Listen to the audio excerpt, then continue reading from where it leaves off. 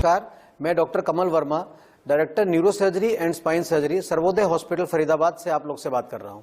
आज मैं आप लोग के सामने एक इतने कॉमन विषय के उपलक्ष्य में बात करूंगा जिसको मैं शायद बीमारी भी नहीं कहता हूं। उस विषय का नाम है कमर का दर्द या सियाटिका का दर्द या डिस्क की प्रॉब्लम। ये एक ऐसा शब्द है जिससे कोई भी आदमी बच नहीं सकता है। अपने जीवन के किसी ना किसी वक्त में हर इंसान को कमर का दर्द होना है, और वो कमर का दर्द कभी डिस्क की प्रॉब्लम की वजह से भी हो सकता है, कभी किसी और कारण से भी हो सकता है, पर ये बहुत कॉमन है। तो इससे बिल्कुल भी घबराने की जरूरत नहीं है। कमर दर्द एक लाइफस्टाइल प्रॉब्लम है जो हमारे रोजमर्रा की जीवन में, हमारी जो जीवन शैली है, जो हम व्यायाम कम करते हैं, हमारा वजन अधिक हो जाता है, हम तेज गति की गाड़ी या मोटरसाइकिल पर चलते हैं, बहुत लंबे समय तक बैठ करके कंप्यूटर्स पे काम करते हैं, ये सब कारण है जिसके कारण आज कमर दर्द बहुत कॉमन हो गया है। कमर दर्द होना का मतलब ये नहीं है कि हर कमर दर्द से हमारी डिस्क स्लिप हो गई है, और हर डिस्क स्लिप से ये मतलब नहीं है कि उसमें ऑपरेशन की जरूरत है। मैंने अपनी प्रैक्टिस में बहुत कॉमनली देखा है कि जब मेरे पास कमर दर्द के या डिस्क डिजीज के मरीज आते हैं तो वो अपनी बीमारी से इतना नहीं डर रहे होते जितना उसके इलाज से डर रहे होते हैं, और उस डर की वजह से वो अपने इलाज को डिले करते रहते हैं। उस इलाज को इस हद तक अपनी बीमारी को खराब कर लेते हैं कि शायद वो इलाज हो जाती है। तो मेरा आप लोगों से बात करने का सबसे मेन मोटिव या मकसद यही है कि मैं आपके मन से या समाज के मन से उस भ्रम को दूर कर सकूं। पहला भ्रम यह है कि हर कमर दर्द डिस्क प्रॉब्लम नहीं है।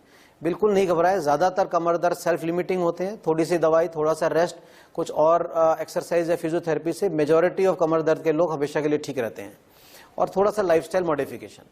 अब यदि हम उस एक स्मॉल परसेंटेज की बात करें जिनको हाँ सही में कोई डिस्क की प्रॉब्लम हो गई है, तो मैं उनको एक और आश्वासन देने वाली बात कहता हूं कि यदि 1000 लोगों को डिस्क की प्रॉब्लम होती है या डिस्क स्लिप हो जाती है, उसमें से शायद किसी एक को ऑपरेशन की जरूरत पड़ती है।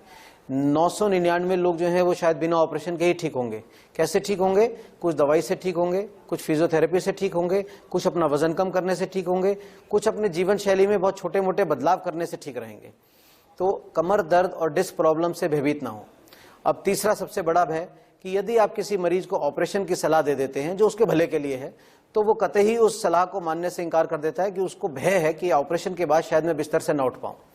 पर मैं आपको आश्वासन दिलाना चाहता हूं कि स्पाइन सर्जरी किसी भी अन्य सर्जरी की तरह बहुत ज्यादा सेफ सर्जरी है। इसमें इस तरह का कोई कॉम्प्लिकेशन होना जिससे हम डरते हैं, ऐसा होने का रिस्क बहुत ही कम है।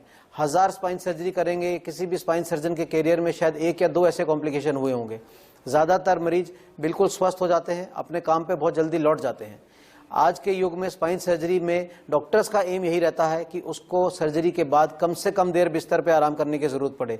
हम majority of spine surgery day care surgery या अगले दिन छुट्टी होने वाली सर्जरीज हैं, और मरीज 1 हफ्ते के अंदर अंदर अपने काम पे वापस जा सकते हैं, व्यायाम शुरू कर सकते हैं, अपनी रोजमर्रा की जिंदगी एज नॉर्मल एज पॉसिबल जी सकते हैं। तो कभी भी इस सर्जरी से नहीं घबराएं।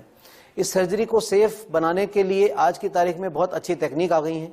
अच्छे माइक्रोस्कोप से दूरबीन आ गए हैं जिससे हम आपकी नसों को इंजर किए बिना आपकी स्पाइन की सर्जरी कर सकते हैं।